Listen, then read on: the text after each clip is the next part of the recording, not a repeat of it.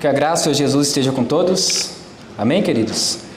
Abra as vossas Bíblias no livro de Jonas, capítulo 3. Vamos ler todo o capítulo. Jonas, capítulo 3, a versão que eu vou ler, NVI. Assim diz a palavra do Senhor. A palavra do Senhor veio a Jonas pela segunda vez com esta ordem: vá à grande cidade de Nínive e pregue contra ela a mensagem que eu vou dar a você. E Jonas obedeceu à palavra do Senhor e foi para Nínive. Era uma cidade muito grande, demorava-se 3 dias para percorrê-la. Jonas entrou na cidade e a percorreu durante 1 dia, proclamando: daqui a 40 dias, Nínive será destruída. Os ninivitas creram em Deus, proclamaram jejum, e todos eles, do maior ao menor, vestiram-se de pano de saco. Quando as notícias chegaram ao rei de Nínive, ele se levantou do trono, tirou o manto real, vestiu-se de pano de saco e sentou-se sobre cinza. Então fez uma proclamação em Nínive: por decreto do rei e de seus nobres, não é permitido a nenhum homem ou animal, bois ou ovelhas, provar coisa alguma. Não comam nem bebam.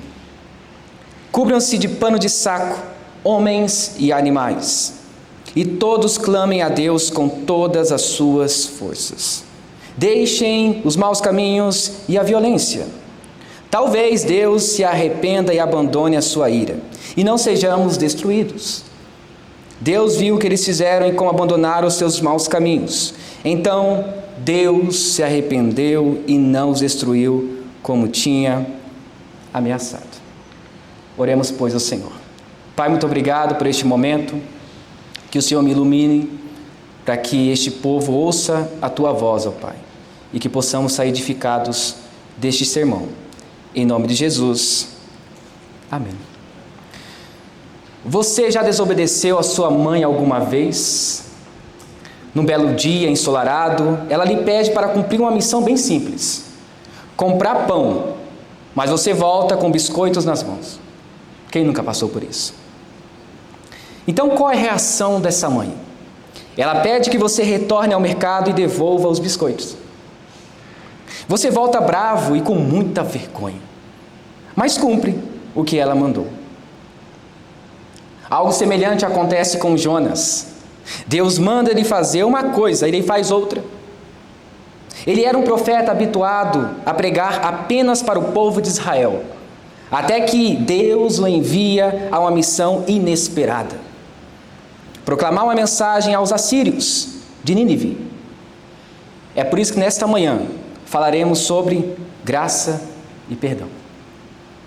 Jonas, um profeta israelita, recebe de Deus uma missão: pregar o arrependimento a Nínive, a capital do Império Assírio. Um povo cruel e inimigo de Israel. Ele foge, pois sabe que Deus é misericordioso e pode poupar aqueles pagãos caso se arrependam. Algo que ele, como judeu, considerava inaceitável. Após ser disciplinado por Deus no ventre do grande peixe, Jonas finalmente obedece e anuncia a Nínive: em 40 dias a cidade será destruída. Os ninivitas, do rei aos animais, se humilham, jejuam e clamam por perdão. Enquanto Jonas queria ver os assírios punidos, Deus queria salvá-los. A história então expõe a tensão entre o desejo humano de vingança e o coração redentor de Deus, que oferece graça e misericórdia. Passemos, pois, para o primeiro ponto, o chamado de Deus, versículos 1 até o 4. Qual seria a sua reação se você fosse convocado por Deus para pregar a um povo que blasfema contra o nome do seu Deus todos os dias? Qual seria a sua reação como profeta do Senhor? Um povo que queima incenso em favor dos deuses pagãos. Jonas rejeitou ser profeta de Deus por um tempo e experimentou a ira do Deus Todo-Poderoso.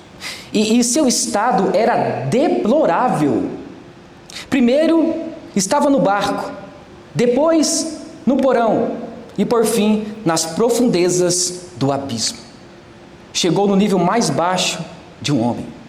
Somente no fundo do abismo ele descobriu a sua verdadeira identidade.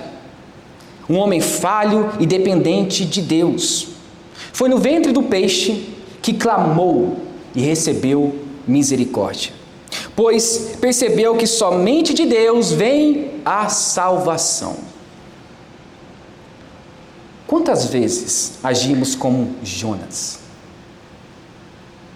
Somos vocacionados para uma missão, mas fugimos.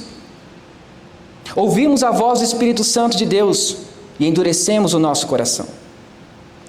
Será que fazemos isso por sermos seletivos ao atender o chamado ou porque o pecado nos cegou completamente? Desde o Éden, o homem vive fugindo de Deus. O pecado devastou o homem dos pés à cabeça. Somos inclinados a desobedecer a Deus. Basta ver o exemplo de Eva, que preferiu ouvir a voz do diabo e seguir a sua própria vontade do que obedecer a Deus. Adão descobriu que estava nu e fugiu. Jonas descobriu que a profecia era para Nínive e fugiu. Estamos fugindo de Deus a todo momento, quando caímos em desobediência.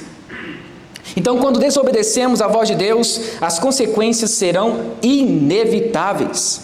O que nos resta é fugir do Deus Todo-Poderoso. Mas fica uma pergunta: para onde iremos nós? Para onde? Jonas estava na mesma condição, em pecado e desobediência a Deus, mas recebeu misericórdia e uma segunda chance, assim como nossos pais no Éden. O imperativo de Deus era claro: vá à grande cidade de Nínive e pregue contra ela a mensagem que eu vou dar a você. Desta vez a ordem soou diferente. Antes, Jonas fugiu. Agora, o próprio Deus o levou a Nínive. Isso revela que, além de misericordioso, Deus cumpre seu propósito como quer, até por meios que nós não entendemos. Ele cumprirá o seu propósito apesar de nós. Por que então pregar aos ninivitas? Eles mereciam perdão, mesmo com sua idolatria e crueldade contra Israel? Jonas achava que não, mas ele mesmo experimentou o perdão que julgava impossível para os ninivitas. Esse choque de realidade mostrou sua pequenez e a grandeza de Deus sobre todas as coisas. Questionamos nosso chamado como profetas, porque aqui é uma casa de profetas. Mas se Deus nos escolheu para uma missão, ela se cumprirá, com ou sem nós. Ele continuará sendo soberano. Então precisamos estar prontos para sermos voz profética em uma geração hedonista, mesmo que isso custe nossa vida. O perdão de Deus, meus queridos, é acessível para todos. Mas para que todos sejam alcançados, devemos nos preparar e sermos obedientes. E o livro de Jonas nos ensina: Deus se importa com todos os povos e sua graça não se limita a um grupo específico. Ainda há corações que precisam ouvir sua voz e se arrepender de seus pecados. Sua misericórdia é como o oceano, no qual o próprio Jonas experimentou na própria pele. Quando experimentamos a ira de Deus e provamos posteriormente a sua misericórdia, o que nos resta? Apenas obedecer e agir de acordo com a sua vontade. E foi o que aconteceu com Jonas. Jonas não demorou muito em agir. Agora, ele não tinha mais volta. Seu papel como profeta era anunciar o que Deus lhe ordenava. E, segundo o texto, para percorrer a cidade, o tempo era de 3 dias. E no versículo 4 nos mostra que ele fez isso em um dia. A impressão que nos dá é que o profeta estava correndo e anunciando o fim de Nínive, como se estivesse com pressa. Como um homem percorreria uma cidade que demorava 3 dias em apenas um dia? Só existe uma possibilidade. O profeta estava clamando e agitado por toda a cidade. Imagina a cena dos comerciantes ouvindo aquele profeta, os camponeses no campo de colheita, ou a reação do rei ao receber aquela notícia de juízo. Uma cidade bonita e fortificada por grandes muros seria destruída. Tudo iria se perder, desde os animais até os filhos. Talvez aquele ato de Jonas seria inconcebível em sua cabeça, quando estava em sua cidade natal, em Gat-Hefer. Sair da sua cidade natal para pregar aos ninivitas era uma loucura. Ele estava confortável com a sua posição. A pregação de Jonas foi uma das mais breves e eficazes de toda a Bíblia. Olha só a pregação de Jonas. Daqui a 40 dias, Nínive será destruída. Daqui a 40 dias, Nínive será destruída. Uma pregação breve e eficaz. Mas o poder não estava na voz de Jonas, mas estava em Deus. E quando somos chamados para sermos úteis em prol de Deus, não podemos rejeitar a sua voz, mesmo que isso custe mudar de cidade ou país. E aqui também vale para nós, que somos futuros pastores da Igreja Presbiteriana do Brasil. É difícil, mas temos que ser profetas diante do nosso país. Não conhecemos os planos de Deus, muito menos os seus desígnios. Para Jonas, pisar em uma terra inimiga era algo inimaginável.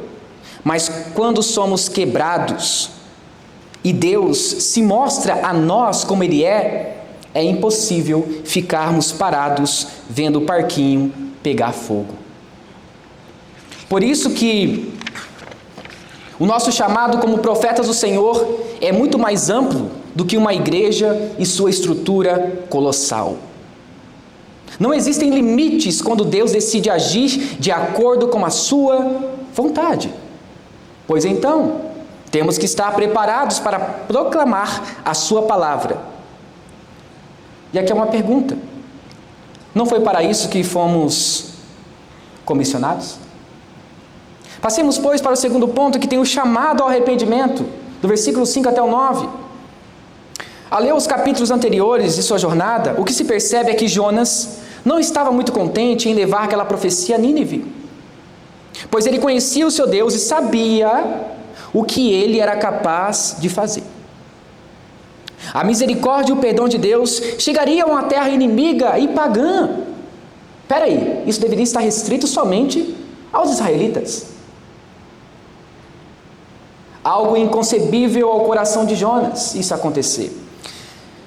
Mas Deus deu uma segunda chance a ele, e Jonas cumpriu o que o Senhor mandou fazer.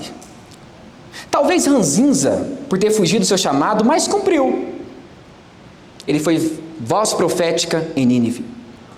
Sua pregação foi tão breve, tão eficaz, que o texto diz que toda a cidade, não um vilarejo, não uma casa, mas toda a cidade se arrependeu de seus pecados. Isso é formidável. Que pregação maravilhosa, curta e eficaz. E aquela mensagem foi tão impactante que até os camponeses se arrependeram e o rei também. Ou seja, toda a esfera de Nínive se arrependeu de seus pecados. Aquilo foi literalmente um avivamento do Senhor sobre aquele lugar. Foi uma mensagem tão profunda e breve que dilacerou o coração dos habitantes de Nínive e os levou a uma humilhação tão grande que até seus animais não comeram. Tudo isso devido à ira de Deus que viria sobre aquele povo. Agora a salvação, misericórdia e graça estavam sobre um povo que Deus não chamava de seu, provando que a visão de Jonas sobre sua religiosidade estava completamente errada. O rei, quando recebe aquela notícia, ele sai do seu trono, como se realmente o único que governava todas as coisas era Deus. Então ele sai do seu trono, e quem governa é Deus. Ele desceu do seu trono e se desfez de suas roupas reais, e prostrou-se no pó, mostrando sua insignificância diante de um Deus soberano. Ou seja, quem agora manda aqui é Deus. O rei desceu do trono, e ele colocou seu rosto nas cinzas, mostrando que somente Deus é soberano. Então, quando Deus age em uma nação, nem o rei pode ficar de pé diante de tanta majestade. Portanto, o amor de Deus não está restrito somente a Israel, porque por muitas vezes Deus falou de várias maneiras por meio dos profetas, e esse mesmo povo virou as costas para ele. Agora, os inimigos convertidos se tornaram o povo do Senhor, transformados e vivificados por meio do seu Espírito. E não foi assim que nós recebemos a sua graça sem fim? Estávamos longe, distantes de tudo, mortos em nossos delitos e pecados, e Ele estendeu a sua mão para nós, nos tirando da lama da iniquidade e nos fazendo parte do seu povo. Estávamos como os ninivitas, nos deleitando em nossos prazeres e fechando nossos olhos para Deus. Nas praças, nas grandes metrópoles, no tempo da ignorância, ouvíamos os profetas nas ruas clamando: arrependei-vos, arrependei-vos. Mas rejeitamos esse convite e nos tornamos como pagãos, como ninivitas. Mas neste caso, houve arrependimento e eles ouviram a voz do Senhor. Então por que Deus escolheu Nínive? Por que Ele nos escolheu? Quem, pois, conheceu a mente do Senhor? Quem foi o seu conselheiro? Não sabemos os desígnios do Senhor.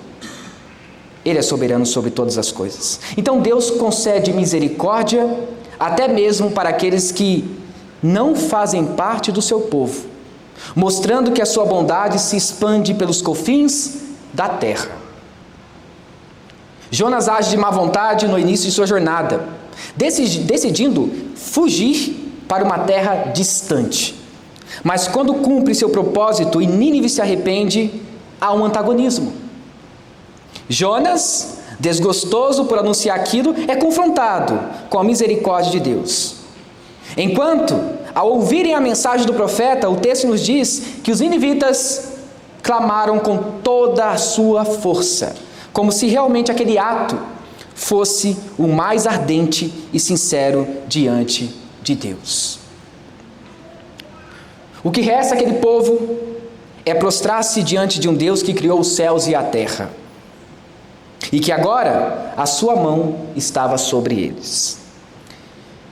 E mesmo com toda aquela humilhação, ainda há neles o receio de que Deus não atendesse a eles.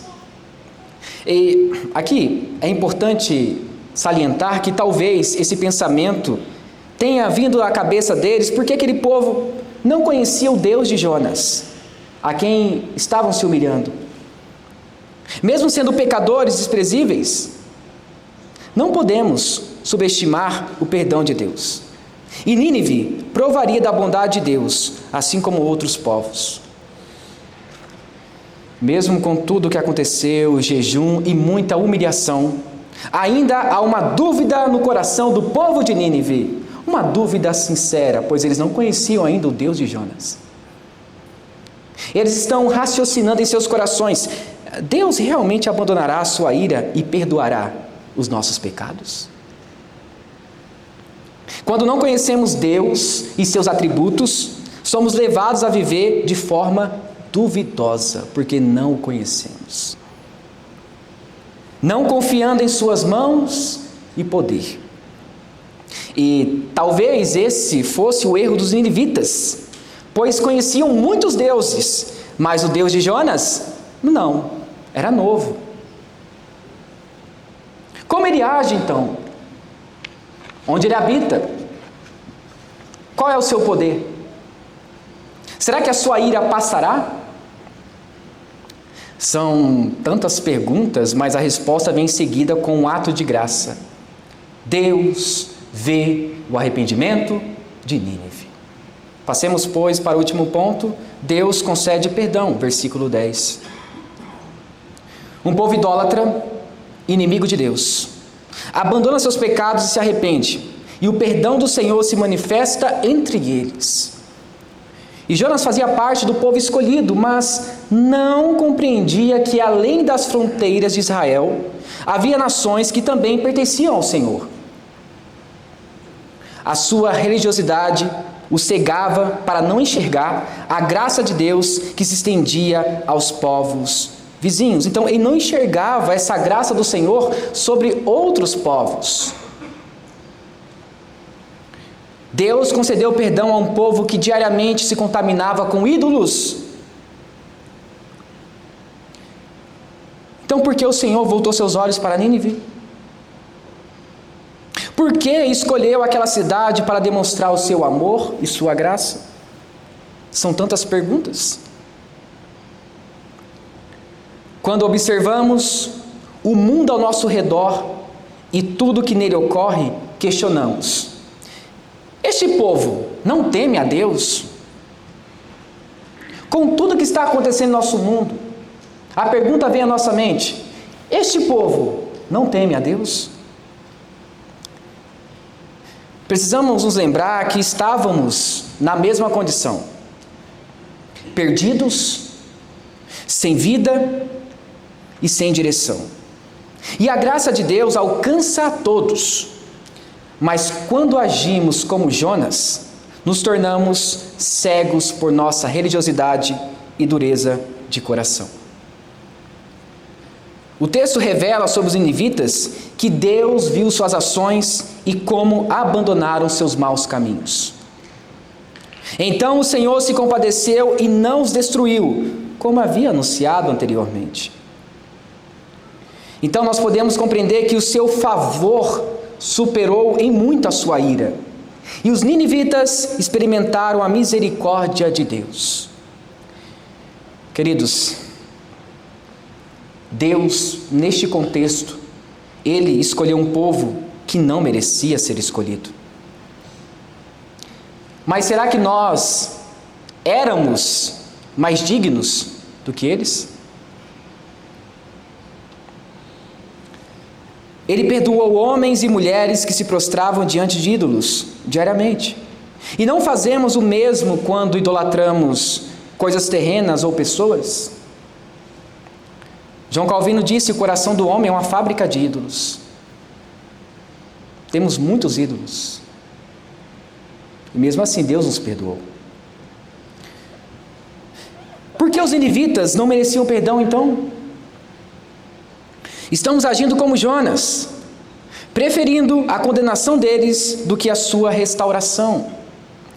Deus mostrou ao profeta que Ele escolhe aqueles que não são seus para torná-los seus, trazendo aqueles que estavam distantes para perto, revelando assim a sua bondade e compaixão. Então precisamos entender que estamos debaixo do pecado. Não podemos por nós mesmos escolher a Deus, mas Ele nos elegeu e nos fez participantes do seu povo. Jonas vivia próximo a uma região de Zebulon, e naquela mesma região surgiria um outro profeta que, diferentemente dele, não fugiria de seu chamado e nem rejeitaria os outros povos, mas iria viver em plena obediência a Deus. Este homem, Jesus, uniria judeus e gentios em um só corpo. A sua mensagem ecoava a de Jonas: arrependimento. E a tônica do evangelho é exatamente este: arrependimento. A mesma mensagem de Jonas. Então, um nazareno que abalaria o mundo, derrubando barreiras e proclamando em alta voz, ele começa o seu ministério. E o seu primeiro sermão e as suas primeiras palavras são: arrependei-vos pois o reino dos céus está próximo. Novamente, arrependimento, arrependimento, arrependimento. Desta vez, porém, o arrependimento não se limitaria a um único povo, mas se estenderia a todas as nações, línguas e tribos. Jesus pregou a mesma mensagem de Jonas ao seu povo. Um dos seus primeiros sermões foi justamente arrependei-vos. Então a salvação chegou aos que estavam longe e abandonados nos becos da religiosidade. Jesus anunciou que haveria um sinal semelhante ao de Jonas, cumprido em sua morte e ressurreição. Deus poderia ter nos destruído. Poderia ter feito isso. Ele continuaria sendo justo. Deus não tem a obrigação de nos perdoar. E mesmo assim, perdoando ou não, Ele continuaria sendo soberano e justo sobre nós. Mas em Cristo, nossos corações foram renovados, nossas almas saciadas e nossos pecados perdoados. Ele nos salvou e nos chamou para sermos seu povo, não por méritos, mas por seu propósito e graça, assim como aconteceu com os ninivitas. Somos comissionados por Deus para levar a sua palavra até aos confins da terra, para que em Cristo todos experimentem a graça e misericórdia de Deus. Então fomos chamados para uma missão, e não podemos permitir que nossa religiosidade feche as portas do reino, assim como os fariseus faziam. Enquanto houver pessoas, devemos anunciar a salvação em Cristo. E meus queridos, o perdão em Jesus é completo e perfeito. Não podemos recusar o nosso chamado por preferências pessoais. Enquanto Jonas foi desobediente, enquanto Jonas foi desobediente, Cristo, na forma humana, humilhou-se a si mesmo, tornando-se obediente até a morte, e morte de cruz. Eis aqui a maior obediência de um homem. Sua obediência nos trouxe graça, salvação, e ele conquistou povos e nações. O perdão de Deus nos revela que em Cristo somos chamados de filhos. Estrangeiros, agora somos uma família. Tudo para a glória de seu nome. A igreja avança triunfante em glória com a bandeira de Cristo, anunciando arrependimento, graça e salvação. Foi para isso que nós fomos chamados, e é isso que faremos. Lembra daquela vez que sua mãe mandou você comprar pão, mas você voltou com biscoitos? Ela não aceitou a troca e lhe fez corrigir o erro, assim como Deus não deixou Jonas escapar de sua missão. Às vezes, resistimos ao chamado, preferindo o conforto, mas não é sobre o que nós queremos, é sobre o que Deus quer. Somos chamados a quebrar as barreiras da religiosidade. Não são apenas os crentes do nosso time, os presbiterianos, batistas, que merecem misericórdia. Aqueles de fora também merecem misericórdia e salvação que vem de Deus. Assim como os ninivitas, que tiveram a segunda chance e foram perdoados. Talvez você não queira ir até aqueles que pensam diferente, ou dos que nem sequer conhecem a Bíblia. Mas a ordem é clara: volte, entregue a mensagem de Deus, porque no fim, ninguém se salva por pertencer a uma denominação, e sim pela obra redentora de Cristo Jesus. Por fim, hoje, não amanhã, hoje é o dia do arrependimento. Hoje é o dia da salvação. Que nosso coração esteja preparado e obediente para o chamado de Deus. e que os povos e nações reconheçam que Jesus é o Senhor, para a glória de Deus Pai. Amém. Vamos orar? Feche seus olhos. Senhor Deus, eu te louvo e te agradeço por tua bondade. Muito obrigado por este sermão. Que o Senhor continue falando conosco, Pai, por meio de outras pregações que virão, e que o Senhor nos traga graça e poder. Amém.